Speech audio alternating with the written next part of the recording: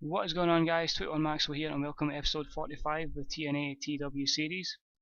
After the monumental success that was Slammiversary, we now have a 6-week build on the road to Hard Justice, and just 2 weeks away from me having a complete year done in this save, which in my opinion has absolutely flown in. I loved this save to bits, and long may it continue.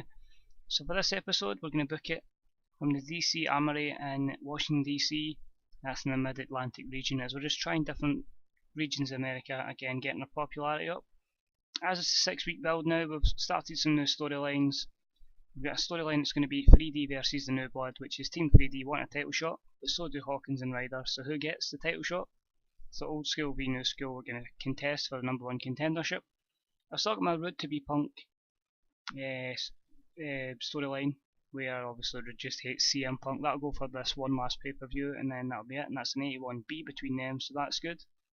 The Battle of the Company, there's not much else to do in it, but it's a 69C at the moment. C+, sorry, with DDP, Kurt Angle, and Tommaso Ciampa. Not sure there. TNA has a hero it doesn't want. Chris Hero's the new TNA World Heavyweight Champion, but TNA Original isn't happy. That TNA Original is Samoa Joe. It's going to be Hero v Joe for the title.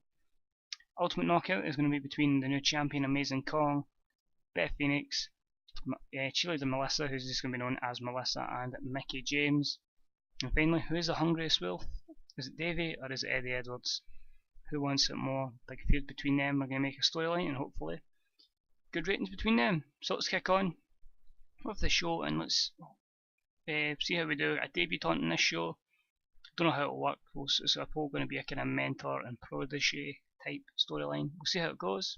Here's TNA Impact. So we start off, it's a crowd of 8,284 here at the Armory, so that's a great attendance.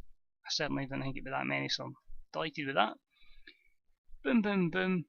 The show starts with an impressive opening of pyro before the lights are raised in several sections of the excited crowd are shown waving various signs. The focus then switches to announce table with the likes of Mike Tenay and Jim Ross introducing Hype Tonight's show, and the expected impact of Chris Hero, CM Punk, Samoa Joe and Adam Cole are likely to have.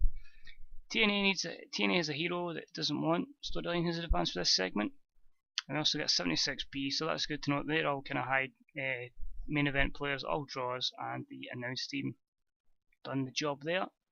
We kick off. Samoa Joe comes down to the ring, he takes the microphone, starts talking to the crowd before eventually being interrupted by the new champion, Chris Hero.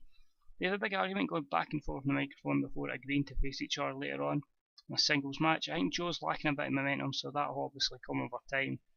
It's a 65C rating there, so that's not the greatest. That match is booked in, I think, for the main event, yep. CM Punk is in the ring. When Washington comes out, he challenges CM Punk to a singles match on behalf of his client, Shad Gaspard. As you know, Shad has been here for a while, so we brought him back for this match. The challenge is accepted. While his back is turned, CM Punk doesn't notice Shad hitting the ring and gets blindsided. Shad Gaspard beats him up, leaving him laid out. This eventually does lead to a match. So a 73B-. CM Punk looks great. Shad underperformed. No skill improvements, but still a good segment. And then the match, and about the feature, great action and a good crowd. CM Punk defeats Shad Gaspard in 9:01 by pinfall with the GTS. CM Punk gets a 73B- match out of Shad Gaspard. That's crazy. Washington did some good work at ringside. CM Punk's improving his performance skills, and really this match only really suffered because of Shad. Low morale. Bobby Roode is in the ring along with Colby Corino, the son of Steve Corino we've brought in. He has the good spell and development, so we'll see how he goes. Bobby Roode gives him a choice. He can either join with Bobby Roode and work together, or he would be considered an enemy and will become a target. 52D+, obviously, because it is a young guy with barely any reputation. His manager, however, is Kurt Angle, so Kurt Angle helped him during this segment, and hopefully we can continue to get this wee guy up. It's going to take a lot to get him over from an enhancement talent. Diamond Dallas Page comes out to the ring and requests that Kurt Angle postpone the upcoming match between Davey Richards and Eddie Edwards. Kurt Angle protests that the contracts have been signed and the bout must take place unless Davey Richards himself puts in the request. Two storylines progress there. I think it's a 78B rating, and it's a good way for these two guys to act as the mouthpieces of the Wolves, who aren't the strongest mic workers, so progress is there. And about that featured great action in a good crowd. Austin Aries defeats Magnus in 10-21 by submission with a last chancery. 66C+. Magnus is off his game. Nothing really planned for Magnus at the moment, so he's just going to kind of filter about the mid card and just kind of have average matches with other people that have nothing to do, just to kind of try some different combinations and see who works in that. Beth is in the ring being beaten down by Amazing Kong and Sheila and Melissa, with the referee having totally lost control. Mickie James comes storming down to the ring and the confused referee just lets it go, allowing the match to become a tag team match. 58C-. Melissa debuts a wrestle machine gimmick, it got a 100 rating. Mickie James debuts her country singer gimmick, and it gets a 93 rating. And that match is obviously next. And a match had some good action and average heat. Beth and Mickie James defeat Melissa and Amazing Kong. And Mickie James defeats Melissa by pinfall with a Mickey T in 9:44. A 69C+ is good for a knockouts tag match. The storyline continues, and Awesome Kong improves in Rumble and performance skills. Mick Foley then calls Hawkins and Ryder into his office and tells them due to their recent actions they will be in a match against Team 3D's Punishment, with the winners becoming the new TNA World Heavyweight, new tag team champion, or number one contenders for the tag titles anyway. God, that was a bit of a tongue twister. 60C rating there. Mick Foley came across a hell of a lot better than I did just there. And the storyline progresses between 3D and Hawkins and Ryder. Kurt Angle and his protege, Colby Corino, getting a small on-air argument about the protege's involvement with another wrestler. Kurt Angle advises him Bobby Roode cannot be trusted. Colby looked dreadful, Kurt Angle looked excellent, and R52D again, it's going to take this kid a while to get there, but basically I got an in-game message that said Kurt had taken him under his wing, so I thought, right, if Kurt's took him under his wing, we'll make him work with him on screen, and maybe get a mega star out of him, maybe 3-4 year hopefully. In a way, I'm playing for this save, that's a good chance that could happen.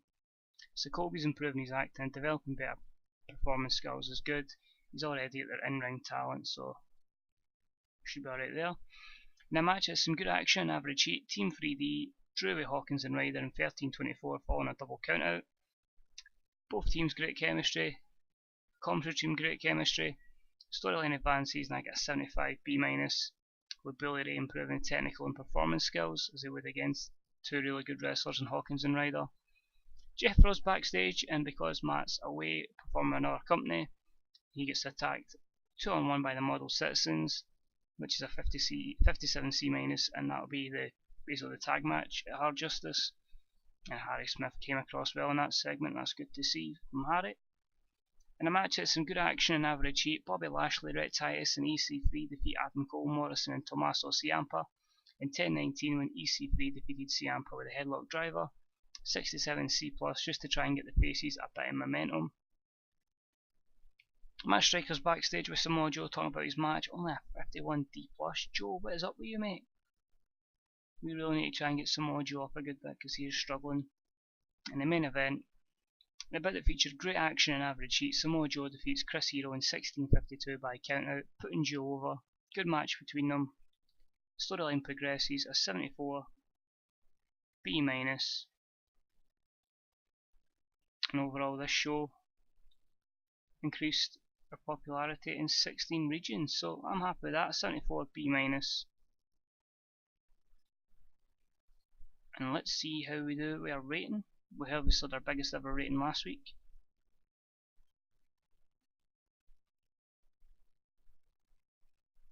If it can get up to the same kind of score as that, then I'll be absolutely delighted, because I mean that was incredible. Just need to see what it is coming off the back of a pay-per-view. You're hoping always for the biggest score possible. Let's see. It was drawn a lot of praise, so that's one positive from that. And the email says a 542, the same as last week, but still something completely out of this world. We have went from like 2 point whatever's on Spike to 5.42. So definitely making good progress there, nothing else entirely too important in size wise. I mean that is so much better now. We are sitting there with 60, 60, 60, 560s, 170, 164. and a 59 as well. So if we can get all them up to 65s, we are going national. So hopefully, as to say, it'll happen eventually, and we'll get there very soon. So hope you enjoyed this show, guys. We're up to 78 momentum. Let's try and push that on to 80 with the next show. And hopefully, guys, you'll join me for that. This was 21 Maxwell, and I'll see you again real soon, guys. Bye bye.